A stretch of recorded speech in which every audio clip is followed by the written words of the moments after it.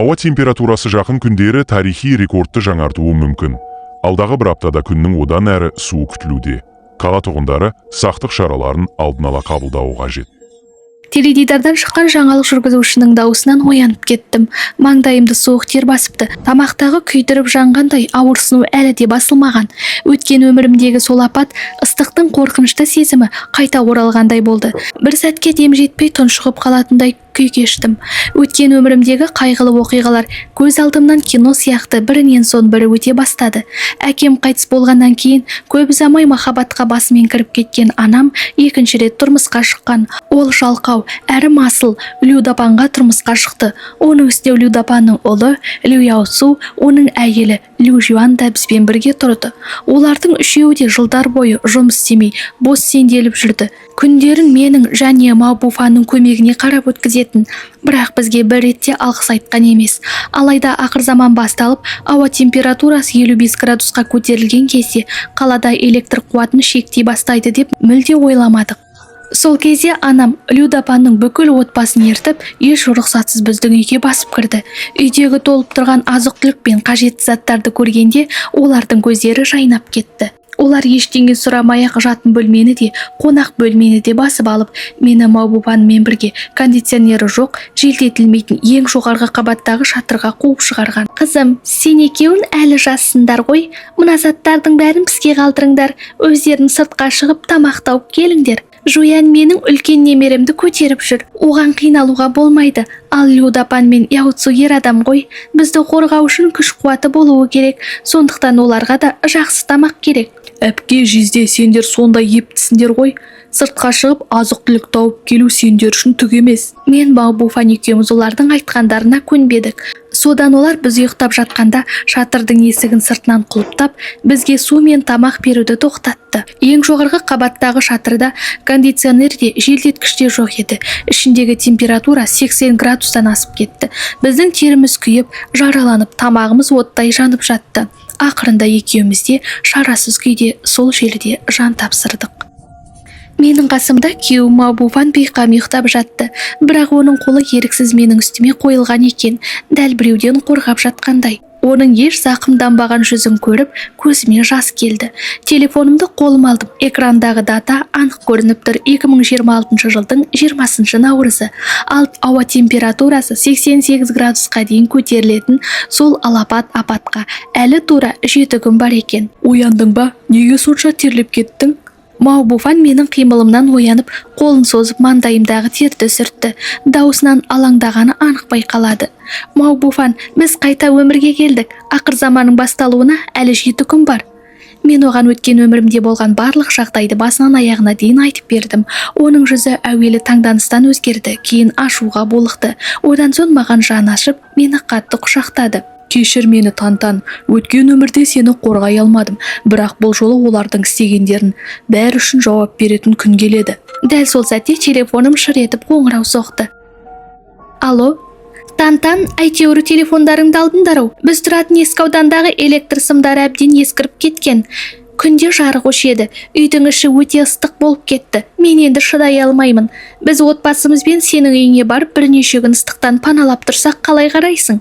Мен ішімнен мысқылдап күлдім, бірақ сырт көзге әдейі қиналып тұрған адам сияқты кейіп таныттым. Анашым, кешіріңіз, мен Маубуфан жақын күндері іс сапармен қала сыртына кетеміз. Бірнеше күн болмаймыз, үйде ешкім жоқ, сондықтан сендерді күте алмаймын. Басқа амал қарастырып көріңдер. Іс сапарға кетесің бе?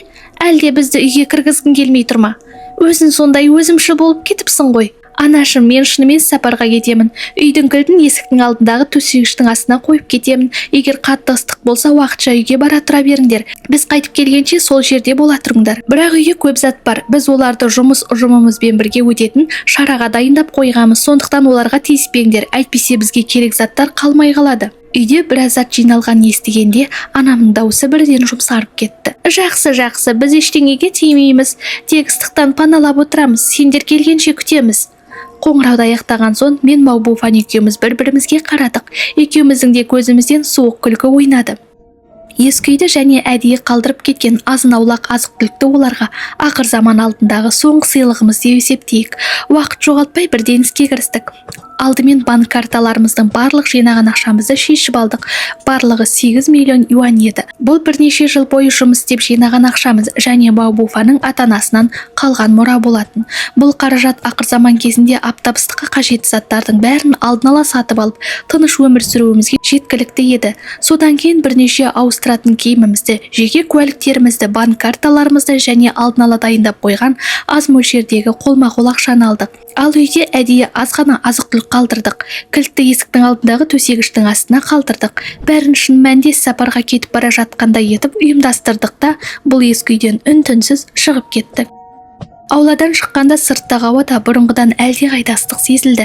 Күннің қызуы денені күйдіріп бара жатқандай еді. Бұл адамға бірден жайсыздық тудырды. Біз аялдамадық. Бірден көлікке отырып қаланың шетіндегі қала сыртындағы ауданға қарай жол тарттық. Ол жердің халқы аз, айналасы кең болатын. Бірнеше үйді қарап, салыстырып жүріп, қаладан шамамен 20 шақырым жерде орналасқан жеке тұрған бір вилланы таңдадық. Вилла 3 қабат деді. Бірінші қабатта қонақ бөлме, ас үй және асхана орналасқан. Екінші қабатта 2 жатын бөлме мен 1 кабинет бар. Үшінші қабатта ашық терраса орналасқан. Ал жертөлесі өте үлкен еді. Ол 2 бөлікке бөлінген. Бір бөлігі қойма ретінде пайдалануға ыңғайлы болса, екінші бөлігінде дайын шарап жертөлесі бар екен. Вилланың айналасы қоршаумен қоршалған. Ал маңайда бар болғаны бірнеше үй ғана орналасқан еді. Үйлердің арасы бір-біріне алыс орналасқан.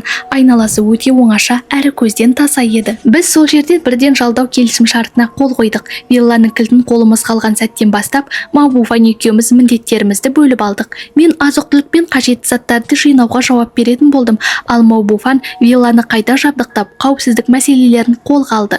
Уақыт өте тығыз болғандықтан мен бірден үлкен бөтелкедегі ауыз су жеткізетін компанияға хабарласып, 18 литрлік 1500 құты суға тапсырыс бердім. Сондай-ақ көп мөлшерде тасымалдауға ыңғайлы су тазартқыш таблеткалар мен су сүзілетіндерін де дайындап қойдық. Кейін су тапшылығы пайда болса, тіпті жер астындағы суды да сүзгіден өткізуге уақытша пайдалануға болатын еді. Су мәселесін шешкеннен соң 1 минутта жоғалтпастан қаладағы ең үлкен супермаркетке бардым. Жауапты басшыны шақыртып, оған үлкен көлемде тапсырыс бердім. Бұған қоса вакуумдық қаптамадағы түрлі жеңіл тағамдар мен көп мөлшерде алдық. Жертөледен шағын көкөніс өсіретін орын жасап, өзімізге қажетті көкөністерді өзіміз өсіруді жоспарладық. Азық-түлік тапшылығы мен дұрыс тамақтанбау туралы ойланған сайын тағы бір нәрсе есіме түсті. Досым арқылы дәрі-дәрмек көтерме сататын компаниясымен байланысып, көп мөлшерде күнделікті қолданылатын дәрілер мен алғашқы медициналық көмекке қажетті заттарға тапсырыс бердім. Одан кейін электр техникасы бөліміне барып, 15 қуатты кондиционер, 20 өнеркәсіптік желдеткіш, 10 жылжымалы ауа салқындатқыш, 8 шағын тоңазытқыш және 5 үлкен мұздатқыш камера сатып алдық. Үйге көлікпен қайтып келе жатқанда жол бойындағы туристік және далаға шығуға арналған тауарлар дүкеніне көзім түсті. Сол жерден өзін қорғауға арналған бірнеше құрал сатып алдым. Біз азық-түлік жинап жатқан кезде вилланы қайта жабдықтау жұмыстары да шұғыл жүргізіліп жатты. Маобуфан вилланың негізгі есігін күшейтіп, қауіпсіздік есігіне ауыстырды. Ауланың қоршауы 2,5 метрге дейін биіктетті. Қоршаудың жоғарғы жағында электр қорғаныс жүйесін орнатылды.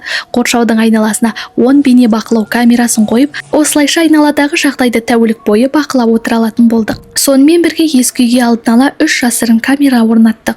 Оларды әдейі анамның және оның отбасындағы адамдарды жүретін жерлеріне бағыттадық. Осылайша олардың әрбір әрекетін анық көріп отыра алатын болдық. Бір жағынан жөндеу жұмыстарының барысын бақыладық, екінші жағынан жинаған заттардың бәрін қайта тексердік. Осы уақыт ішінде анам маған бірнеше рет телефон соғып, қашан қайтатынымызды сұрады. Мен әр жолы жалтарып жауап беріп, олардан үйдегі заттарға тиіспеуді өтіндім. Ал шын мәнінде ескі үйге орнатылған жасырын камералар арқылы олардың мен дайындап кеткен азық-түліктерді әлдеқашан пайдалана бастағанын көріп отырдым. Олардың бәрі жалқау, әрі масыл еді. Ешқайсысы сыртқа шығып өздеріне тамақ сатып алғысы келмеді. Тіпті біздің үйдегі кондиционердің дұрыс салқындатпайтынына шағымдана бастады. Олардың ашкөз жүздерін экраннан көргенде, Маобуфан екеумізде оларға деген титтей аяушылық болған жоқ. Керісінше ішімізде суық бір қанағат сезімі пайда болды. Олардың бізге қарызы бар еді. Бұл өмірде сол қарызды тиынына дейін үстемесімен қоса қайтарып алатын боламыз. 5-ші күннің кешінде вилланы қайта жабдықтау жұмыстары толық аяқталды. Келесі күні таңертең теледидардан шұғыл ескерту беріліп жатты. Елдің көптеген аймақтарында ауа температурасы 68 градусқа дейін көтерілген. Кей жерлерде электр қуаты мен суға жаппай шектеу енгізілген. Тіпті кейбір аймақтарда адамдардың ыстықтан қайтыс болған жағдайлары тіркелген. Тұрғындарға мүмкіндігінше далаға шықпау және ыстықтан қорғану шараларын қабылдау ескертілді. Бірақ ол кезде бәрі кеш еді.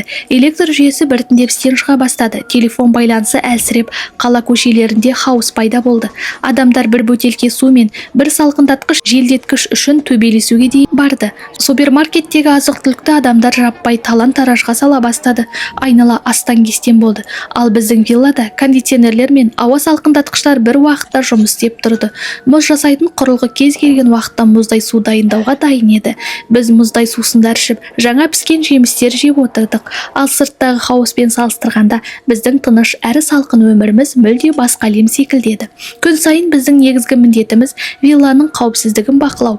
Ал қалған уақытта ескі үйдегі ана мен оның отбасының жағдайын бейнебақылау арқылы қарап отырдық. Ескі үйде электр қуаты толығымен өшіп қалған екен. Кондиционер де жұмыс істемей қалған. Жоғарғы қабаттағы температура 80 градустан асып, үй алып пешке айналды. Іште титтейде салқын жел жоқ. Тіпті ауаның өзі күйдіріп тұрғандай ыстық еді. Анамның отбасы су мен тамақсыз қалды. Еріндері кезеріп, жүздері бозарып, еденде әлсіз күйде жатты. Соған қарамастан бізді бар күшімен қарғап-сілеп жатты. Бейнебақылаудан бәрін анық көрдік. Лю Яоцу жарты бөтелке су үшін анама қол көтеруге дейін барды. Анам жерде жатып жылап, одан бір жұтым су беруін жалынды. Ал Лю Яоцу болса, оны мазақ етті. Лю Дапан болса, жанында тұрып ештеңе істеместен суық жүзбен қарап тұрды. Тіпті Лю Яоцудың сөздерін қолдап қосыла кетті. Бұны көрген соң мен бейнебақылауды өшірдім. Ішімде аздап болса да жайсыздық сезімі қалды. Бірақ тыныш күндеріміз ұзаққа созылмады. Сол түні сыртта қараңғы түнек орнаған еді. Айналада бірде-бір жарық жоқ. Тек біздің вилламыздың кондиционері мен салқындатқыштардың сыртқы блоктары жұмыс істеп тұрды. Үйдің ішінен әлсіз ғана жарық көрінетін. Кешкі сағат 10-дар шамасында кенеттен Мао Буфан бейнебақылаудан бір түрлі нәрсені байқады. Вилланың қоршауының сыртында бірнеше адам күдік түрде сенделіп жүр екен. Қолдарында дүрбі бар. Олар қайта-қайта вилла жаққа қарап қояды. Көздерінен аш көздік анық байқалады. Олардың біздің үйде салқындатқыш құрылғылар мен азық-түлік бар екенін біліп қойған сияқты. Сірә заттарымызды тартып алғысы келген, әрі бізді қанша адам екенімізді анықтап жүр. Тантан, біреулер бізді аңдып жүр. Мао Буфанның дауысы бірден салмақты өзгерді. Ол бейнебақылау экранын көрсетті. Мынаған қара, қолдарында дүрбі бар. Үйдегі жарықты және жұмыс істеп тұрған кондиционерлерді сыртқы блоктарын көрген болуы керек. Біздің мұнда салқындатқыштар мен азық-түлік бар екенін біліп тартып алмақ. Шынымен де қоршаудың сыртында 5 адам тұр екен. Олардың түрлері әбден жүдеп кеткен. Киімдері терге малынған. Жоғарғы температура мен аштық оларды тығырыққа тірегені көрініп тұр. Олар ары-бері жүріп, бір-бірімен сыбырласып сөйлесіп жатты. Бір нәрсені ақылдасып жоспар құрып жатқандай. Бізді оңай олжа деп ойлап жүр. Біз олардың бар екенін білмедік. Оның орнына үнсіз түрде қорғанысқа дайындала бастадық. Мао Буфан электрлі қорғаныс құралын және берік күректі қолына алды. Мен бұрышты спрей мен рогатканы алдым. Екеуміз үлкен есікті ішкі жағына күзетке тұрдық. Сонымен қатар қоршаудың жоғарғы жағындағы электр қорғаныс жүйесін іске қостық. Бірнеше минуттан кейін әлгі 5 адам әрекетке көшті. Олар біраз уақыт ақылдасты. Содан кейін бойы ұзын денелі бір ер адам үлкен тас тауып әкеліп қоршауға сүйеп қойды. Ол қоршаудың үстіне өрмелеп ішке секірмек болды. Алайда қоршаудың ең жоғарғы жағына енді ғана көтерілгенде электрлі қорғаныс жүйесіне тиіп кетті. Оның жан дауысы түн тыныштығын қақжарды. Денесі тырысып жерге құлай жаздады. Қалған 4 адам шошып кетіп, бірнеше қадам кейін шегінді. Жүздерінен қорқыныш байқалды, бірақ олар бәрібір берілмеді. Вилла ішінде жарыққа, кондиционерлерге, мұздай су мен азық-түлікке қараған сайын, олардың көздерінде қайтадан жанталас пайда болды. Оларда шарасыз жағдайға түскен анық еді. Солардың арасындағы арық әрі бойшаң бір ер адам қолындағы балғасын алып вилланың негізгі есігімен бар күшімен ұра бастады. Мао Буфан мысқылдай күліп, ол электрлі қорғаныс құралын есікке жақындатып қосты. Электр тоғы бірден балға арқылы әлгі адамның денесіне өтті. Ер адам жан дауысы шығып айғайлап, денесі тырысып жерге құлады.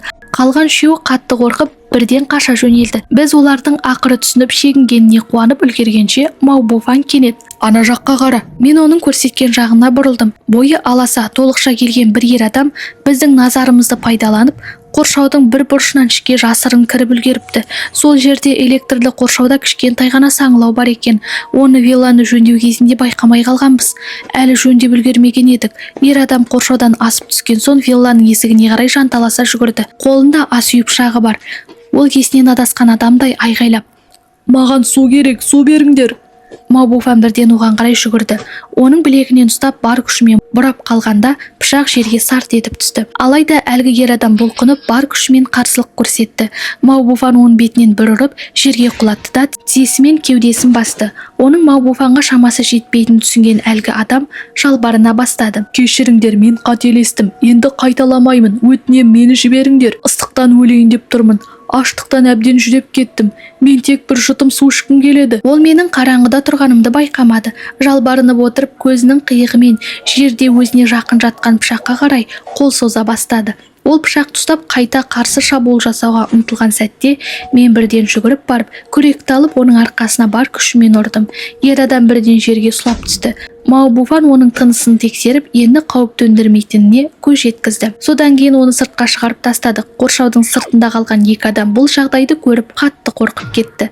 Олар бізге жақындауға да батпай, еңбектеп қашып кетіп қалды. Содан кейін қайта оралмады. Осы оқиғадан кейін біз бұрынғыдан да сақ болдық. Бірнеше күннен кейін вилланың сыртына тағы бір топ адам келді. Бейнебақылаудан бірден таныдым. Олардың екеуі сол күні қашып келген адамдар еді. Сірә аптап ыстықтан есі кеткен. Олар қайта барып тағы бірнеше адамды ертіп келген. Топтың арасындағы бір адам виллаға қарап айқайлай бастады. Іштегілер, есікті ашыңдар. Су, тамақ және кондиционерлеріңді беріңдер. Әйтпесе виллаларыңды өртеп жібереміз. Олардың басшысы қолына бензин құйылған бөтелке ұстап бізді қорқытып тұрды. Маубуфан мысқылдап күлді. Ол рогаткасына болат шарик салып, әлгі адамға қарай көздеп атты. Шарик дәл оның көзіне тиіп кетті. Ер адам жан дауысы шығып айғайлады. Қолындағы бензин бөтелкесі жерге түсіп, бензин жан жаққа төгілді. Қалған адамдар басшылардың жараланғанын көріп, бірден батылдықтарынан айырылды. Олар оны сүймелеп қаша жөнелді. Маубуфан екеуміз олардың соңынан қуған жоқпыз. Тек кетіп бара жатқан адамдарға қарап, бұдан былай тағы да осыдан келіп мәселе шығарсаңдар, бұл жолы жай ғана жарақат алып құтылмайсыңдар деп ескерттік. Содан кейін біздің виллаға ешкім келіп кесуге батпады. Ал аптап ыстық күн сайын күшейе берді. Ауа температурасы көп ұзамай 68 градусқа жетіп, ең жоғарғы көрсеткіш 88 градусқа дейін көтерілді. Жердің беті қатты қызарып кетті. Шөптер мен өсімдіктердің бәрі қурады. Өзендер толығымен тартылып қалды. Жерасты сулары да сарқылды. Электр жүйесі толықтай істен шықты. Телефон байланысы мүлде жоғалды. Бүкіл қала нағыз тозаққа айналды. Ал біз күн сайын уақытында тамақтанып демалып отырдық. Жертөледегі шағын бақшамызға барып көкөністерді күтіп баптадық. Оларды біртіндеп өсіп келе жатқанын көрген сайын жүрегіміз үмітке толатын. Біз бірге кітап оқып, әңгімелесіп ақыр заманның ауыр психологиялық қысымынан бір-бірімізге демеу болатынбыз. Ал қалған бос уақытымыздың көбін бейнебақылауға қарап өткіздік. Камерада Людапан, анам және қалғандардың жағдайын бақылап отырдық. Олардың арасында бір-бірімен ұрысып, біреуді үйден қуып шығуды жоспарлап жатқанын көрдік. Сол сәтте Лю Жуан мүмкіндікті пайдаланып балконның есігінің ішінен құлыптап алды. Қолында үйде қалған соңғы бір бөтелке су бар еді. Ол Людапан мен Лю Яусанға қарап, енді бір ғана бөтелке су қалды, оны сүйікті немерелеріңе қалдырыңдар. Айтпақшы, сендерге бір нәрсені айтуды ұмытып кетіппін. Менің ішімдегі бала Лю әулетінің баласы емес. Әкелі балалы екеуі бірден есінен адасқандай болды. Олар бар күштерімен есік тұра бастады. Бірақ сырттағы температура 88 градусқа дейін көтерілген балкондар көп ұзамай олар да менің өткен өмірімдегі тағдырымды қайталады. Олар аптап ыстыққа шыдай алмай сол жерде жан тапсырды. Біз ескі үйдегі бейнебақылауға енді қайта қарамадық, өйткені ол жерде тірі адамның қалмағанын түсіндік. Бір кездері бізге жамандық жасаған адамдардың бәрі өздерінің істегеніне сай жазасын алды. Маубуфан қолымды ұстап маған мейірімге толы көзбен қарады. Тантан, өткен өмірдегі барлық қиындық енді артта қалды.